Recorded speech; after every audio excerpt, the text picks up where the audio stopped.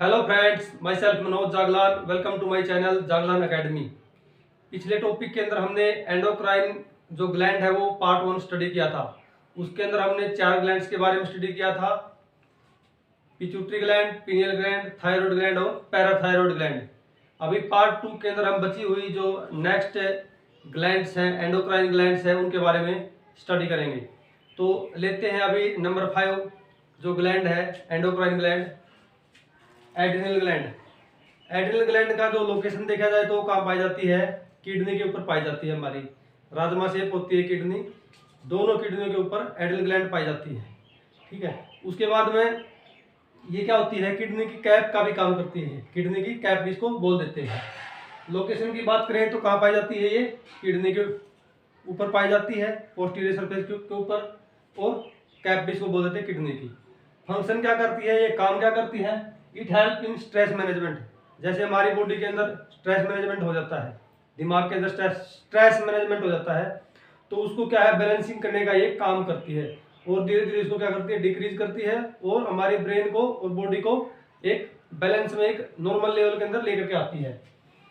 Increase heart rate. जैसे हम physical exercise करते हैं या कोई भी हार्ड वर्क करते हैं तो ये क्या करती है, हार्ट रेट को बैलेंस करती है, बढ़ा देती है। उसके बाद कॉन्ट्रैक्शन एबिलिटी ऑफ हार्ट। सीधी बात है, हार्ट को क्या करना पड़ेगा, ब्लड ज्यादा पंप करना पड़ेगा, तो ये क्या करेगी, इसकी कॉन्ट्रैक्शन एबिलिटी को, हार्ट की कॉन्ट्रैक्शन एबिलिटी को बढ़ा देती है। Increase oxygen consumption. हमारी बॉडी के अंदर जो ऑक्सीजन होती है ब्लड के द्वारा पूरी बॉडी के अंदर सप्लाई होती है, तो ब्लड क्या करता है, ऑक्सीजन को का एब्जॉर्प्शन करता है। तो वो किसकी वजह से कर पाता है? तो ज्यादा से ज्यादा ऑक्सीजन जो कंजप्शन होता है वो एड्रिनल ग्लैंड की वजह से हो पाता है। उसके बाद ये 4 हार्मोन सेक्रेट करती है adrenal gland: mineralocorticoid, glucocorticoid hormone, sex hormone androgen, adrenaline. इसका दूसरा नाम अगर देखा जाए तो सॉरी, दूसरा नाम इसका होता है एपिनेफ्रिन, और नॉन एड्रिनालिन को बोलते हैं नॉन एपिनेफ्रिन। तो 4 हार्मोन इसके हो गए, sorry 5: mineralocorticoid hormone, glucocorticoid hormone, sex hormone androgen, adrenaline, ठीक है, और नॉन एड्रिनालिन। इसको बोलते हैं एपिनेफ्रिन और इसको बोलते हैं नॉन एपिनेफ्रिन। ये थी हमारी एड्रिनल ग्लैंड। अभी नेक्स्ट जो एंडोक्राइन ग्लैंड है वो है पैनक्रियाज। पैनक्रियाज को हम क्या बोलते हैं? पैनक्रियाज को हम मिक्स ग्लैंड भी बोलते हैं, क्योंकि ये एक्सोक्राइन और एंडोक्राइन दोनों की दोनों ग्लैंड्स के फंक्शन परफॉर्म करती है, इसलिए इसको हम मिक्स ग्लैंड बोलते हैं। उसके बाद फंक्शन क्या होता है? It consist of clusters of cells. Clusters of cells का मतलब है ग्रुप्स ऑफ सेल इसके अंदर पाई जाती हैं। ठीक है, इनको बोलते हैं आइसलेट्स ऑफ लैग्रेंज। ये कई बार क्या होता है, एग्जाम में आ जाता है। आइसलेट्स ऑफ लैग्रेंज किसको बोलते हैं? क्लस्टर्स ऑफ सेल को। ठीक है। अभी जो ग्रुप ऑफ सेल है या क्लस्टर ऑफ सेल वो कौन सी होती है? Alpha cell, beta cell, delta cell और पॉलीपेप्टाइड सेल। अल्फा, अभी लेते हैं अल्फा सेल। अल्फा सेल क्या सीक्रेट करती है? ये हार्मोन, एक हार्मोन सीक्रेट करती है जिसको बोलते हैं ग्लूकागोन हार्मोन। ये क्या करता है, हमारे ब्लड के अंदर ग्लूकोज लेवल को इंक्रीज करता है। ठीक है। उसके बाद बीटा सेल। बीटा सेल क्या सीक्रेट करती है? Insulin hormone. इंसुलिन हार्मोन क्या होता है, ये हमारे ब्लड के अंदर जो जब शुगर ज्यादा हो जाती है या ग्लूकोज जब ज्यादा हो जाती है उसको बैलेंस करने का या डिक्रीज करने का उसको काम करता है। जैसे मान के चलो शुगर का पेशेंट है, ठीक है, उसके अंदर क्या होता है, ब्लड के अंदर ग्लूकोज लेवल ज्यादा हो जाता है, तो उस ग्लूकोज लेवल को कम करने के लिए डॉक्टर क्या करता है, बाहर से इंसुलिन का इंजेक्शन इंजेक्ट करता है। ठीक है। ये कार्रवाई डॉक्टर जब करता है जब जो इंसुलिन जो हार्मोन है या तो कम बनने लग जाए या बनना बंद हो जाए या उसकी ब्लड ग्लूकोज के हिसाब से काम ना करे। ठीक है। और उसके बाद नेक्स्ट जो आता है वो आते हैं डेल्टा सेल और पॉलीपेप्टाइड सेल। ठीक है। उसके बाद इसके अंदर एक हार्मोन और है जिसको बोलते हैं सोमैटोट्रोपिन हार्मोन। सोमैटोट्रोपिन हार्मोन क्या करता है, ये करता है जो हमारा जो पैनक्रियाज है ना उसके इंटरनल की जो एक्टिविटीज है और फंक्शंस है उनको परफॉर्म करता है, पैनक्रियाज के अंदर की ही एक्टिविटीज। बाकी जो हार्मोन्स ये बाहर की बॉडी की एक्टिविटीज को और फंक्शंस को परफॉर्म करते हैं। और नेक्स्ट हार्मोन आता है इसका पॉलीपेप्टाइड हार्मोन। तो इसके अंदर टोटल हार्मोन हो गए 4। पहला ग्लूकागोन हार्मोन क्या करता है, ग्लूकोज लेवल को इंक्रीज करता है।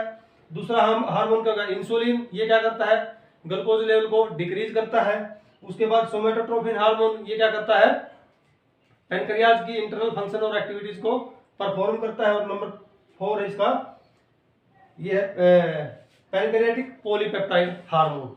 ठीक, नेक्स्ट जो एंडोक्राइन ग्लैंड्स हैं वो है सेक्स ग्लैंड, ठीक है, जो कि टेस्टिस और ओवरी होते हैं, फीमेल सेक्स ग्लैंड और मेल सेक्स ग्लैंड। लोकेशन कहाँ पाया जाता है, ये जो सेक्स ग्लैंड पाई जाती है ये पेल्विक कैविटी के अंदर पाई जाती है। मेल के अंदर जो एंडोक्राइन सेक्स ग्लैंड होती है वो होती है टेस्टिस। टेस्टिस क्या काम करती है, टेस्टोस्टेरोन हार्मोन को रिलीज करती है, जो कि मेल की सेक्स एक्टिविटीज या कैरेक्टरिस्टिक को डिटरमाइन करती है। उसके बाद फीमेल के अंदर जो एंडोक्राइन ग्लैंड होती है वो ओवरी के अंदर पाई जाती है, जो कि सेक्रेट करती है एस्ट्रोजन और प्रोजेस्टेरोन। ये क्या करती है, फीमेल की सेक्स एक्टिविटीज को और फंक्शन को रेगुलेट करती है। नेक्स्ट आता है थाइमस ग्लैंड। थाइमस ग्लैंड कहाँ पाई जाती है, ये पाई जाती है चेस्ट रीजन के अंदर। चेस्ट रीजन के अंदर कहाँ, जस्ट अबव हार्ट, हार्ट से थोड़ा ऊपर जो ग्लैंड पाई जाती है उसको बोलते हैं थाइमस ग्लैंड। इसके अगर काम की बात करें तो यह क्या होता है, प्यूबर्टी के दौरान क्या होता है, इसका साइज घटता चला जाता है। जो अडल्ट एज, जब बच्चा जब अडल्ट एज में आ जाता है तो तब इसका क्या है, साइज घट जाता है। उससे पहले जब ये चाइल्डहुड स्टेज के अंदर होती है या प्यूबर्टी से पहले की जो स्टेज होती है उस स्टेज के अंदर ये काम करती है इम्यूनिटी का। ये दो हार्मोन रिलीज करती है। पहला हार्मोन है थाइमोसिन और दूसरा हार्मोन है थाइमिन, ठीक है, जो कि इम्यूनिटी का काम करते हैं बिफोर प्यूबर्टी। नेक्स्ट लेते हैं हार्मोन्स ऑफ किडनी। किडनी कौन कौन से हार्मोन्स रिलीज करती है, सबसे पहले रेनिन। रेनिन क्या करता है, ये बच्चों के अंदर दूध को फाड़ देता है। नेक्स्ट आता है इरिथ्रोपोइटिन, जो कि किससे रिलेटेड होता है, आरबीसी से।